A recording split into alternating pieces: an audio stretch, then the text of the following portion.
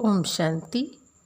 सुनते हैं 19 अप्रैल 2022 की बाबा की मधुर महावाक्य।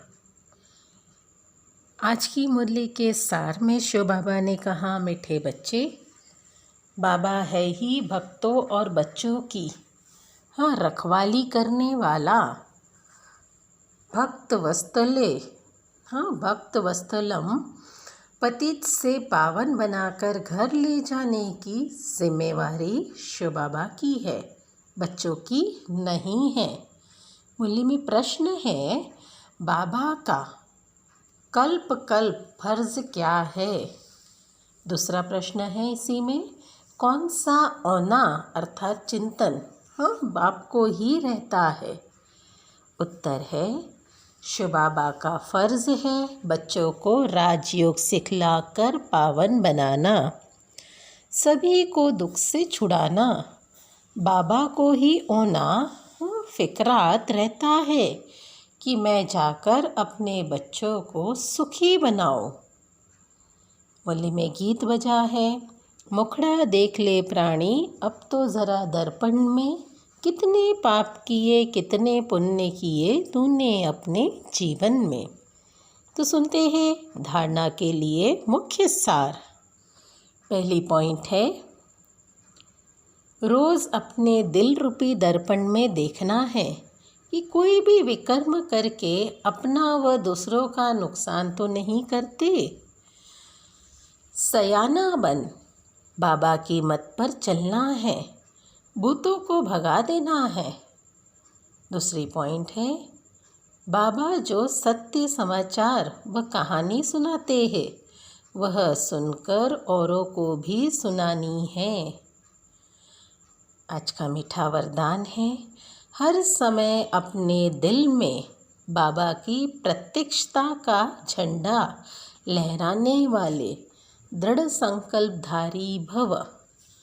इसका स्पष्टीकरण है, जैसे स्नेह के कारण हर एक के दिल में आता है कि हमें बाबा को प्रत्यक्ष करना ही है, ऐसे अपने संकल्प, बोल और कर्म द्वारा दिल से प्रत्यक्षता का झंडा लहराओ। सदा खुश रहने की डांस करो, कभी खुशी कभी उदास ये नहीं। ऐसा दृढ़ संकल्प अर्थात व्रत धारण करो कि जब तक जीना है तब तक खुश रहना है। मीठा बाबा, प्यारा बाबा और मेरा बाबा, यही गीत ऑटोमेटिक बजता रहे तो प्रत्यक्षता का झंडा लहराने लगेगा। आज का स्लोगन है, विघ्न विनाशक बनना है तो सर्व शक्तियों से संपन्न बनो। विघ्न विनाशक बनना है तो सर्व शक्तियों से संपन्न बनो।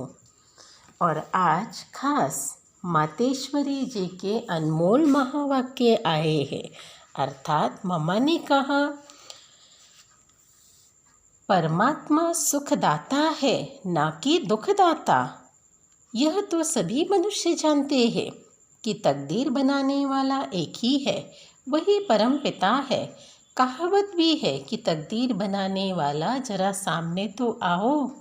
तो यह सारी महिमा अर्थात गायन परम पिता परमात्मा का है। इतना समझते हुए भी जब कोई कष्ट आता है या दुख होने के कारण कह देते हैं, सुख दुख भला बुरा ये तकदीर परमात्मा ने बनाई, फिर कहते हैं प्रभु का दिया हुआ है। मीठा कह के फिर भोग लगाते हैं। इसमें ही अपने को संतुष्ट रखे। अब प्रभु का भाना अर्थात दिया हुआ फल भी उसको मीठा रहने थोड़े ही देते हैं, परंतु मनुष्य को इतना भी बुद्धि नहीं कि हम परमात्मा को ही दोष क्यों देते हैं। यह दोष खुद मनुष्य का है, क्योंकि कर्म अकर्म हम ही करते हैं और फिर विकर्म भी करते हैं। मनुष्य ने जो भी कर्म किया उसे भोगना पड़ेगा, तो हर एक अपने अपने कर्म अनुसार भोगेंगे। फिर अगर कोई श्रेष्ठ कर्म करते हैं तो सुख भोगते हैं, और कोई भ्रष्ट कर्म करते हैं तो उनके जीवन में नेचुरली दुख है। ये सुख दुख हार जीत का खेल है। अब यह कायदा है, जो जो माया का साथ छोड़, हाँ, जो जो माया का साथ छोड़ परमात्मा का साथ लेते हैं, अर्थात शिव बाबा का, तो माया फिर उनका पीछा नहीं छोड़ती, बहुत विघ्न डालती है। अब परमात्मा के सदके बने हो, अर्थात उनके बने हो, कुछ तो सहन करना पड़े ना, वह भोगना भी मीठी लगे।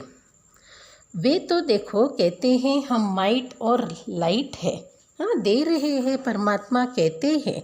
अब परमात्मा कहते हैं बच्चे बिगड़ी हुई तकदीर को बनाओ, तो मैं तदवीर बनाने वाला हूँ। बाकी जो मनुष्य अपने विस्मृति करते हैं, वे अपनी तकदीर आपे ही बिगाड़ देते हैं। और जो मनुष्य मेरे मिलने अर्थ भोगना भोगते हैं, उनके लिए जवाबदार मैं खुद हूँ। अब वह भी तब होगा जब ऐसे कहेंगे कि परमात्मा तेरी मेरी एक ही मर्जी, जो आप चाहो वही ठीक। भले लाखों दुनिया वाले कुछ भी कहे, परंतु उन्हों को पूर्ण निश्चय है कि हमें पढ़ाने वाला स्वयं परमात्मा है। मैंने उससे सौदा किया, अब मैं किसकी परवाह क्यों करूं? तभी तो कहते हैं परवाह थी पार ब्रह्म में रहने वालों की।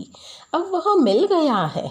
अब परमात्मा कहते हैं जो सिर्फ मेरी ही सुनते हैं और मुझे ही देखते हैं, ऐसी सीढ़ी पर जिसने पाँव रखा, उन्हों को भल माया की लहर हिलाएगी भी, परंतु जिनको पूरा निश्चय हो चुका है, वे तो प्रभु का हाथ और साथ कभी नहीं छोड़ेंगे।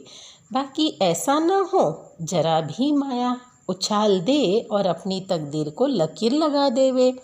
तकदीर को बिगाड़ना और बनाना ये मनुष्य के ही हाथ में है। अच्छा, ओम शांति।